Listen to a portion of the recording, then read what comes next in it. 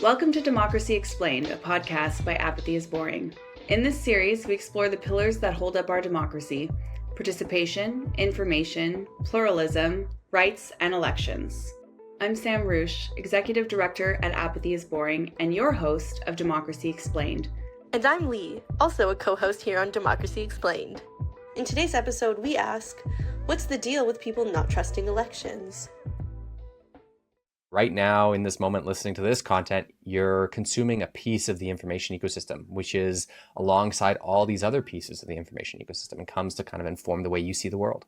My name's Angus Bridgman. I'm an assistant professor at McGill University at the Public Policy School, and I direct this organization called the Media Ecosystem Observatory, which is sort of Canada's premier institution that tries to understand our information ecosystem and what's happening kind of in the digital sphere.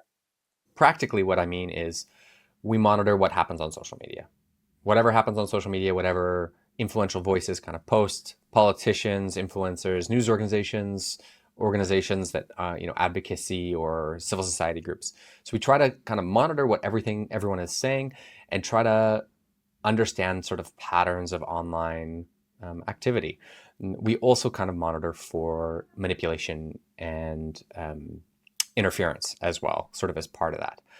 Really kind of concretely in terms of what is the information ecosystem or what are we really concerned about? It's really that sum total of all of the relationships and content that exist in online spaces that come to shape the way Canadians and people internationally come to inform their view on politics and how they come to act and behave.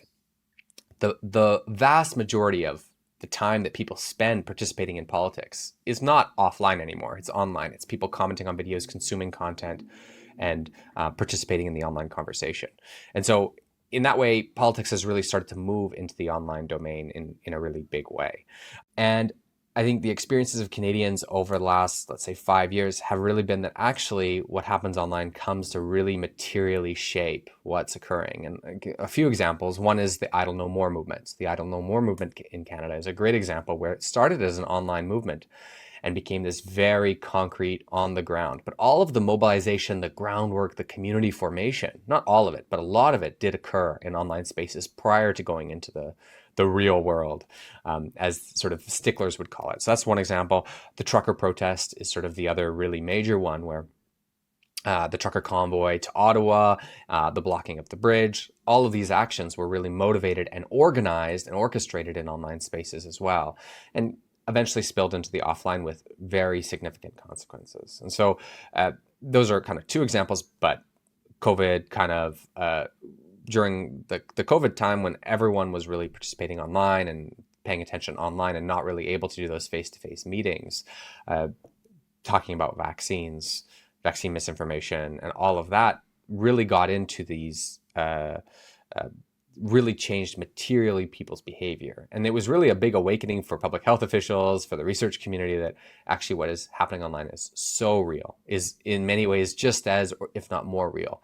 I think online politics is politics now.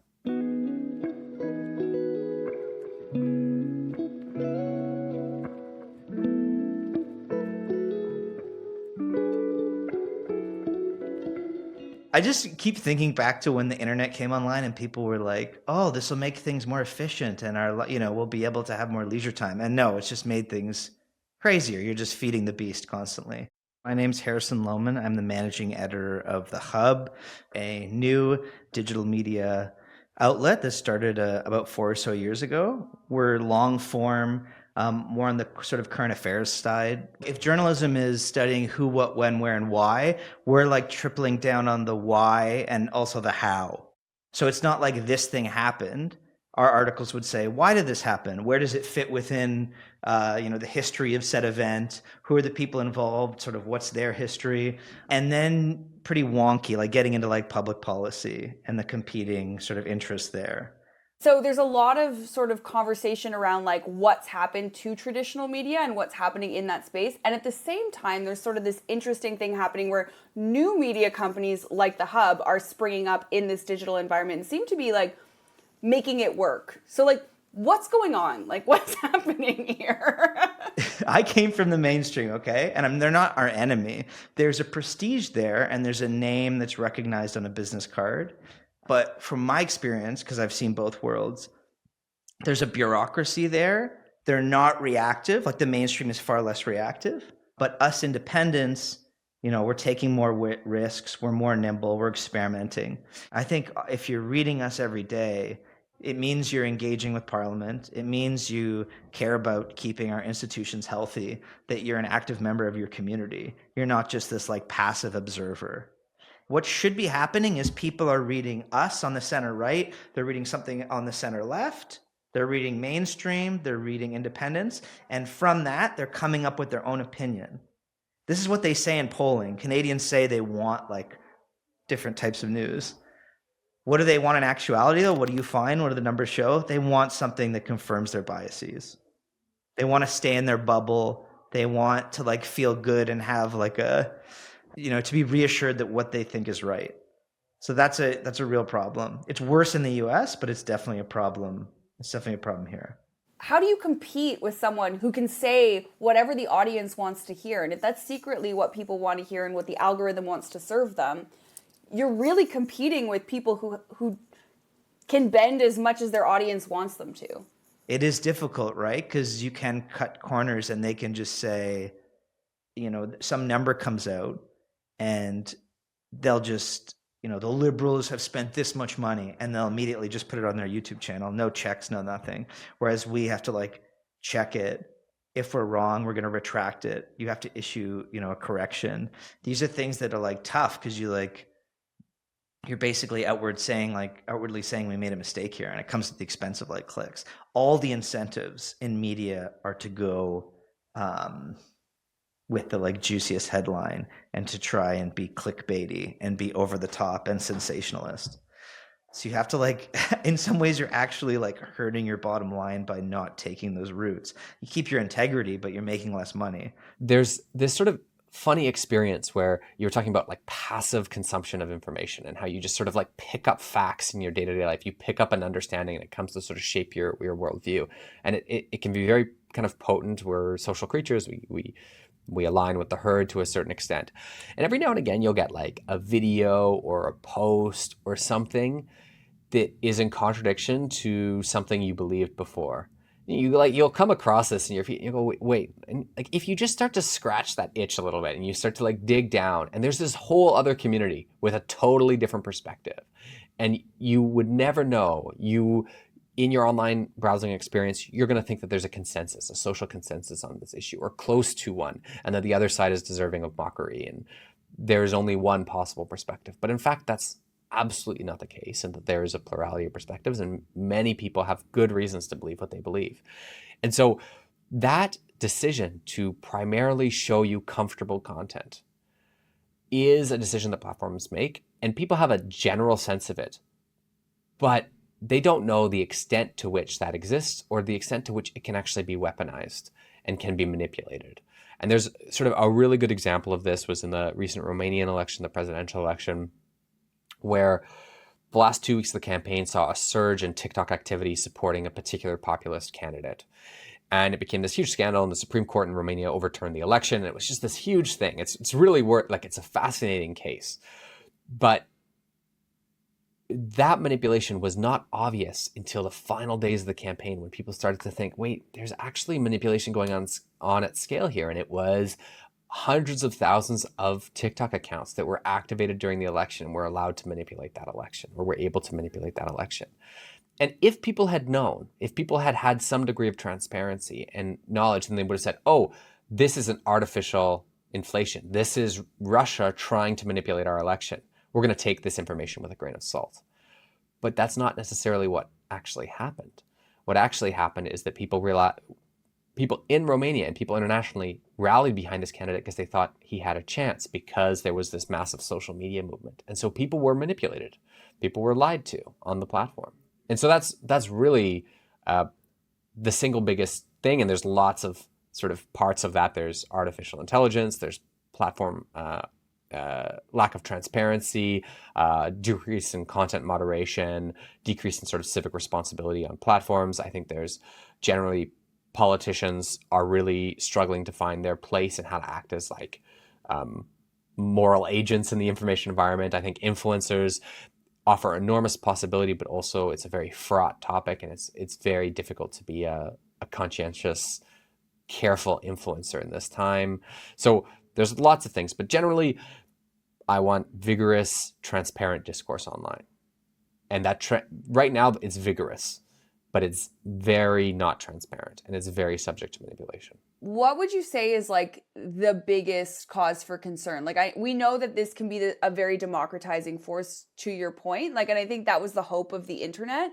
But I think at the same time, it's also given people with a lot of resources the capacity to access a very large audience, almost surreptitiously at the same time. So like, what dynamics are you sort of like looking at in that space? I'm concerned about so much online, just like I am anxious about everything that occurs online. I think that just these tools are so powerful and potent and can absolutely serve as enormous ways to connect with each other, to find community, to find meaning in life. But there's also this possibility of manipulation. And I would just say in general, this is the thing that I am most concerned about. It's an umbrella term, but is information manipulation.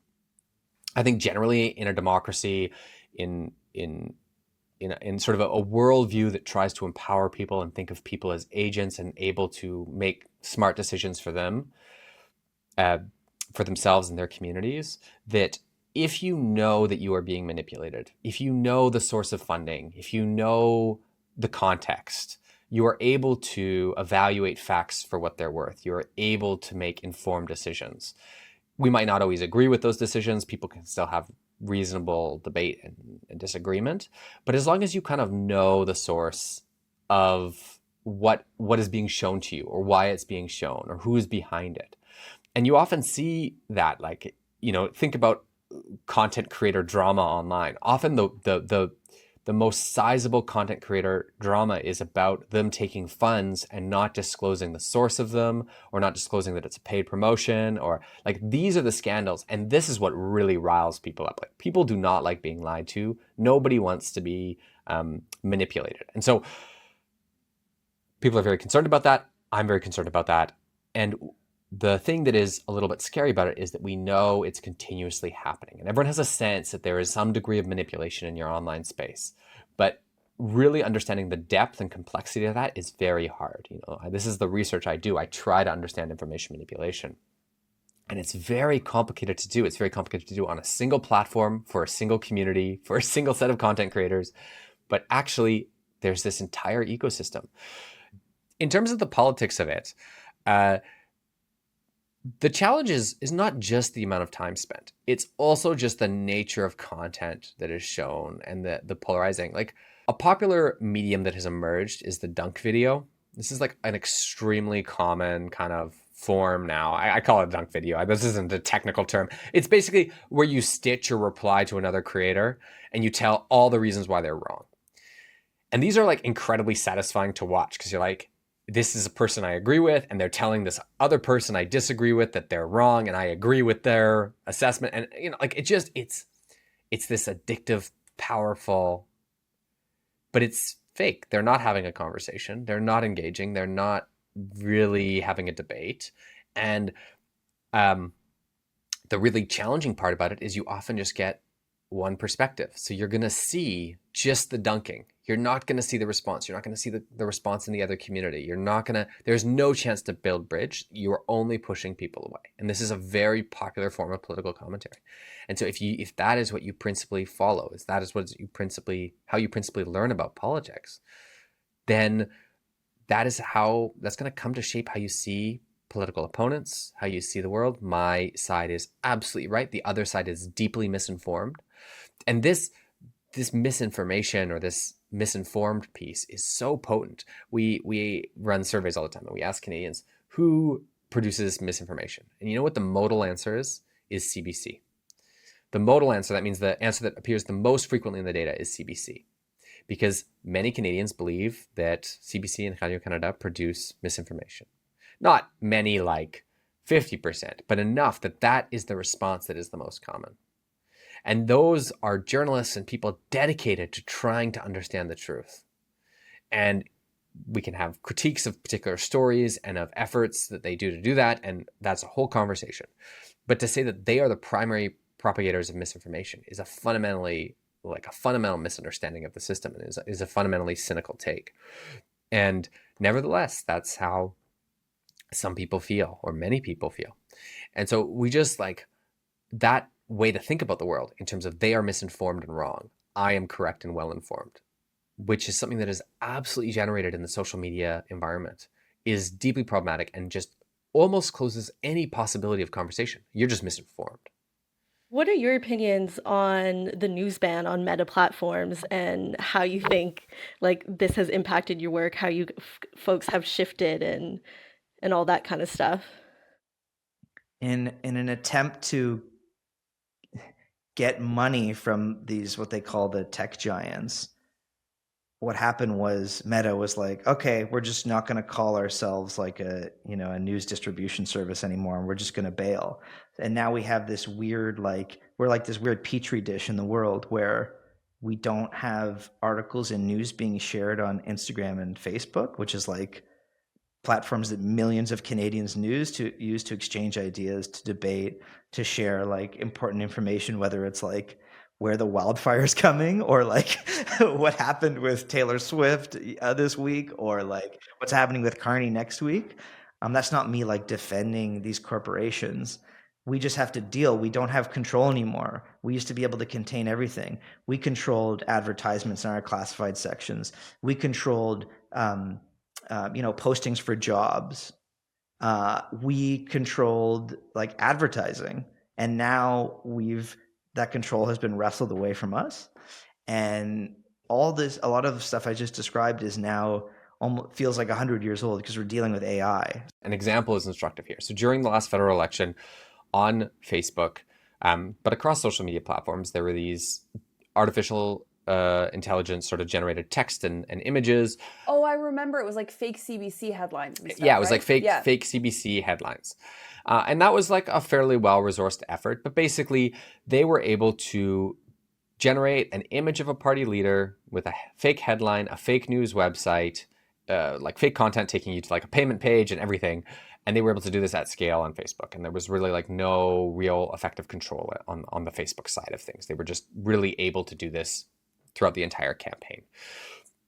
This was pretty blunt, pretty obvious.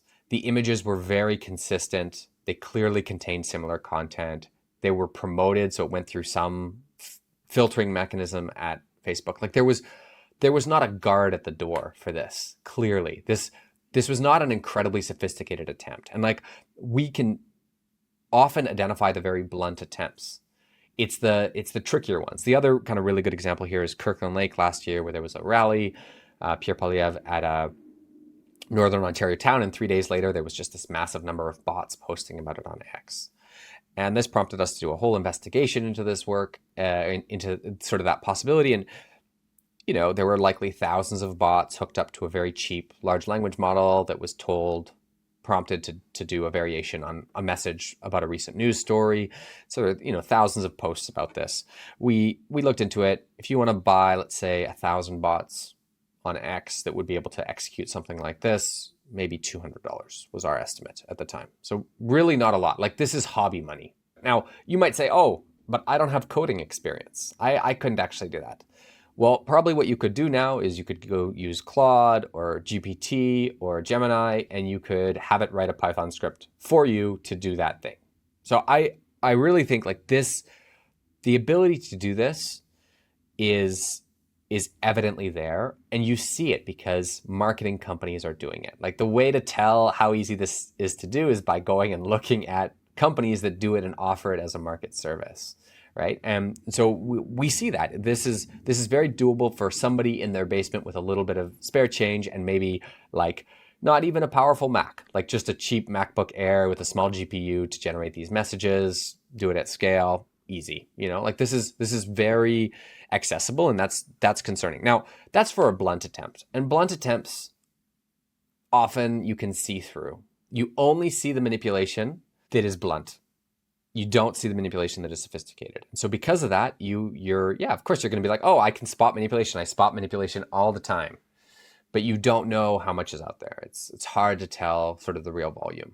I'm more worried about state actors or well-resourced actors with full-time engineers who are able to do this and build systems to be able to get around the fairly rudimentary defenses employed by platforms to do this kind of work. It's a little bit scary how doable it is. It seems as though in this new era of Donald Trump, regulating technology companies that are based in the United States is going to get a lot more challenging. And at the same time, we have this sort of black box, opaque platform design question that's become so important and meaningful to our lives for all the reasons that you just mentioned. Can you talk like a little bit about like that environment, like the regulatory environment, or like maybe what role countries could or maybe even should be playing in the space, given that we have no real idea what's happening? Look, I'm a researcher, so the very first thing I always say is there needs to be transparency.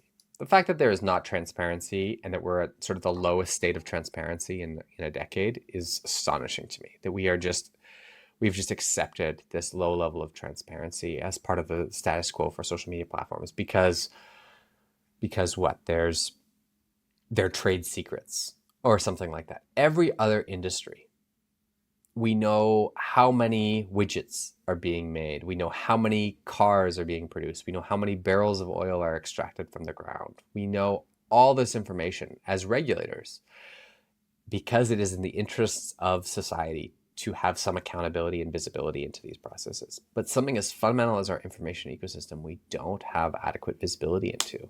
And it's because it's new and emergent and exciting. And there's all of these reasons.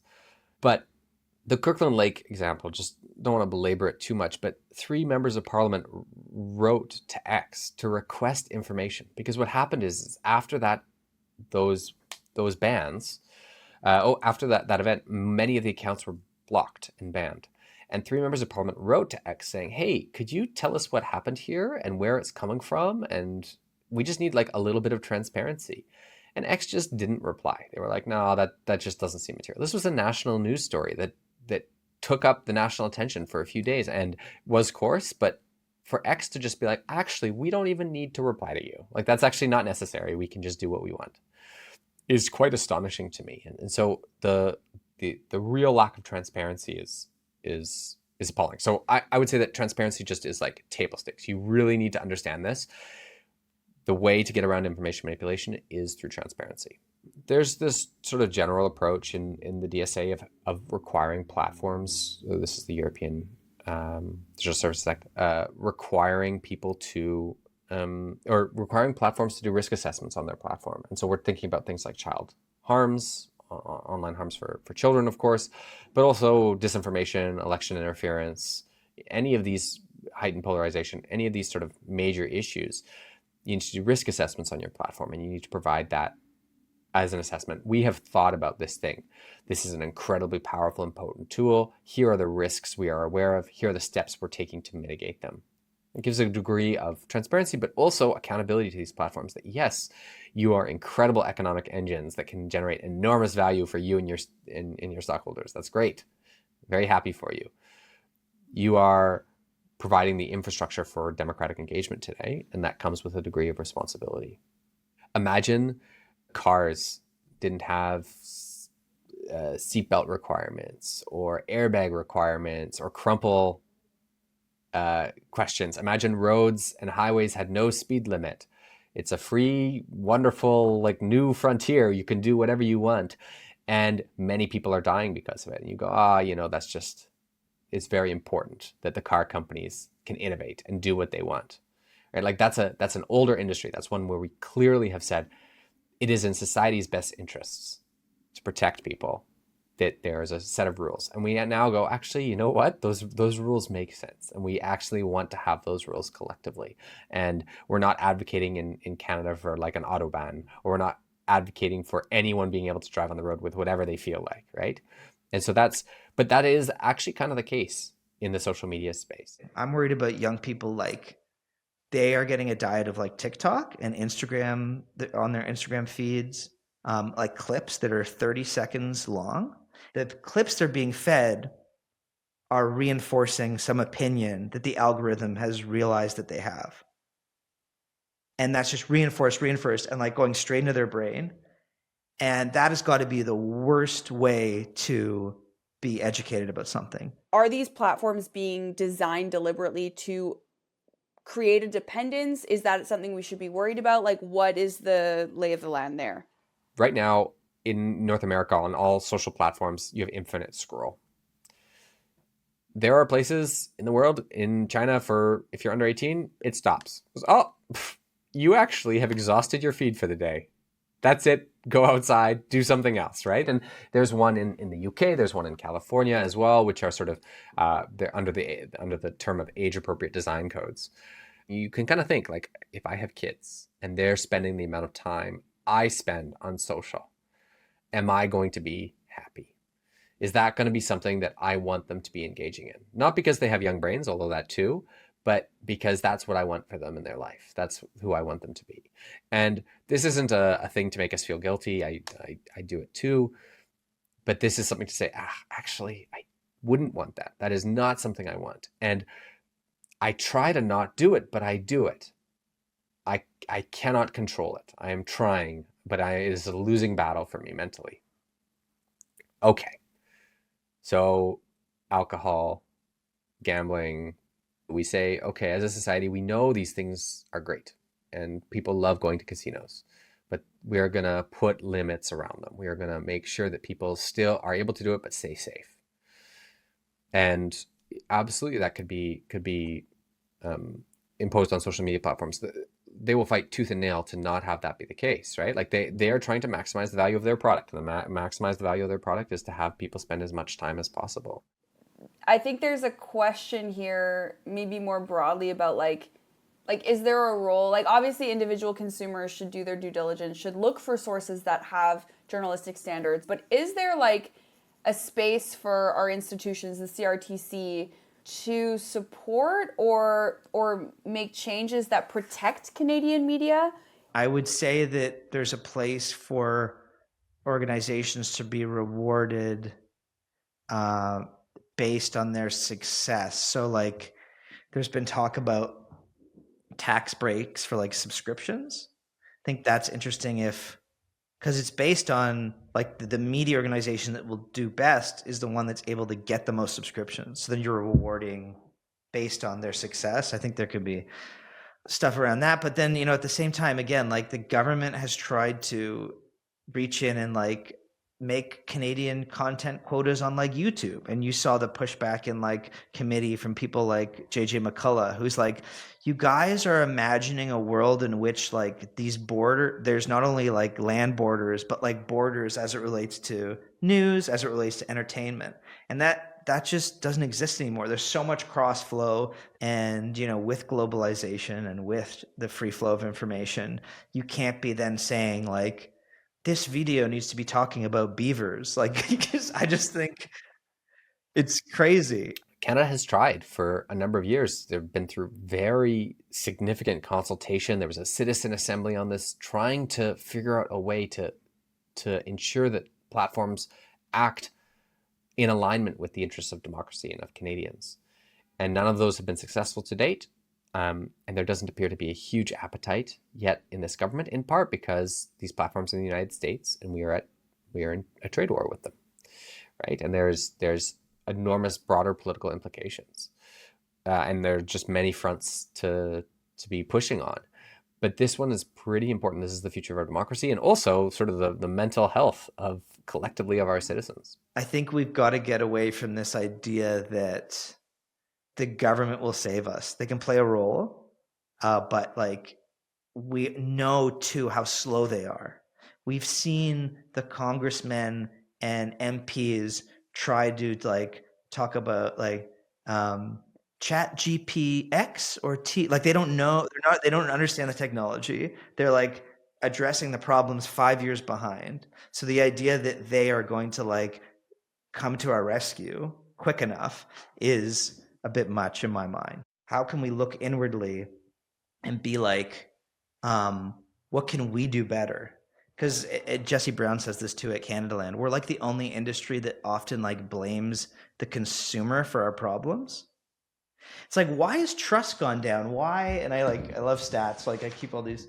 Why do 37% of English Canadians trust the news when it was 57% in 2018? Better in French Canada, 46%. But why was that drop? Like, okay, like maybe some of it's our fault in terms of like how we've been doing things and presenting stories. How do you get people to trust you? The sense I get, at least from my perch, it might be different from others, is like, be honest with us. Like, our audience definitely wants objectivity. The sense from our audience is like, we kind of went off the path. There's a place for like narrative personal journalism where the author puts themselves in the story, but it shouldn't be like, if it's a slice of the pie, it shouldn't be like a huge slice of the pie. What advice would you give to a young person who like wants to be informed? I think it goes back to, again, I'm being way too utopian here, but like, encourage them to speak to and engage with things, people, outlets that they disagree with. Maybe that's uncomfortable, but it will actually, if they feel the opposite way, it'll help them like hone their arguments against it. It also means that we're not just so emotional when we're responding to things we disagree with. I've dealt with this material before. I know the people that write in it, and like, I might completely disagree with what they have to say, but I respect their ability to say it. And what them saying it doesn't mean they're a bad person. We're like in this weird situation where it's like, well, this person holds this view, so therefore they're bad. So I think like getting out of your silo, they're actively doing that, I think, is interesting. The algorithm's not going to feed that to you, like for the most part. You actually do have to go out and like seek it out and find sources that are different than, what maybe you're encountering. I speak to a lot of young people, and honestly, Sam, when I ask them if they subscribe to any news, they say no. Part of that's on media. In the 90s, I think it was the Wall Street Journal preemptively put up a paywall as the internet was coming on. So people got used to the fact that like to get our content takes time and money, and you're going to have to pay for it. Others did not. We rode this social media wave, and we thought, the more eyeballs, the better. So we made the headlines wilder, and we maybe overdid it when it came to like, overemphasizing certain things. And what it's meant is, especially young people just believe from day one that it should be free. What do you mean? It's always been free. I just get it for free. But it's like what you're getting for free is like low quality. You're getting crap. So that's what's like feeding your opinions or your sense of like what's going on in the world, or your sense of what's going on in the country. Garbage in, garbage out is like the phrase that you often hear. How do you think these shifts in the media environment affect people's ability to make informed decisions? Often, and this is, you find this in like AM radio and stuff even. It's not just the new media. People are just spouting off. Having done it myself, they're sending you the topics like an hour before, and you just have to like read a couple articles and then suddenly have created some sort of grand opinion as to what the solution to this thing is. It's a crazy way to be. But that all comes with like a lack of interest and expertise, and also like experts in certain cases having like a preachy tone and like telling people how they should live their lives. And then you have average people being like, why do you have the right? You're not meeting where I am, and I feel like you're bossing me around. And that's how we got a lot of this populism. Back in the day, these lines of mentorship don't exist anymore, but you go to some random remote town and like learn how to do your job and learn how to report properly from all sides, and then you'd make it to Toronto. That doesn't happen anymore. So now you've got someone who's like 20-something who started at the CBC, and they have problems even getting interns now in Toronto because the housing prices are so high to live here. And how the heck do they know anything about oil? They're going to write some 600-word essay on oil. They've never even seen it. They don't know like the people working in the oil sands. They have no understanding of like, they might have never been to Alberta. So but like that's where the CBC headquarters is, and that's where the stories about Alberta are going on in the national. Obviously, they have people in Alberta too, but I'm trying to give you a sense of like kind of the blind spots we can have. It's sad. I think that there's so many people who want to do this work, and there's just not enough places for them to call home, and to be able to be paid also, which we didn't even get into, like be paid like real money to like do this job, because I think that's another piece, is that like the compensation has just completely been upended, I think. And But then at the same time, you get responses like, I've worked at jobs where it's like you have to work so hard and you're paid so little, and it's like the thinking is you should be you're lucky to be here. Like you can't stop complaining.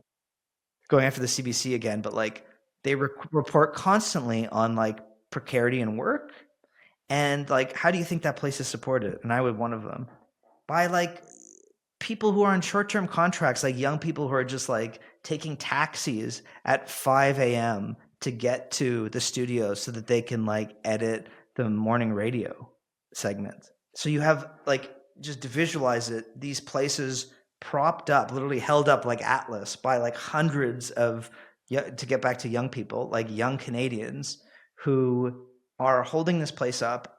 It's very precarious. I know I did 5+ years of contracts. You can't plan your vacations. You have no sense of if this is continuing. You're on edge. You can never criticize anything because you're afraid to hurt your reputation with your bosses. So you're just in constant precarity. And at the same time, you're not getting the mentorship that we described. So you're like totally, like completely overwhelmed. And those are the people that are supposed to be the next generation of journalists. Like they are screwing up themselves in some ways, but also we're not like laying the track down for them to succeed. Like I'm constantly excited by the passion that young people have. And like I said, there's a lot of young people that aren't engaged in democracy, but every 10th person is. And I'm like, I think young people get a bad rap because it's like, but this also happens in every generation. This is the next generation we're handing things to. Oh my gosh, how are they going to handle it? And like, I often find myself thinking that way. And then every now and then I meet someone, I'm like happy that we're handing the next generation this person. And they're like very engaged. They're like on the ball. They're informed. And like, I'm inspired by those people. thanks for listening to Democracy Explained.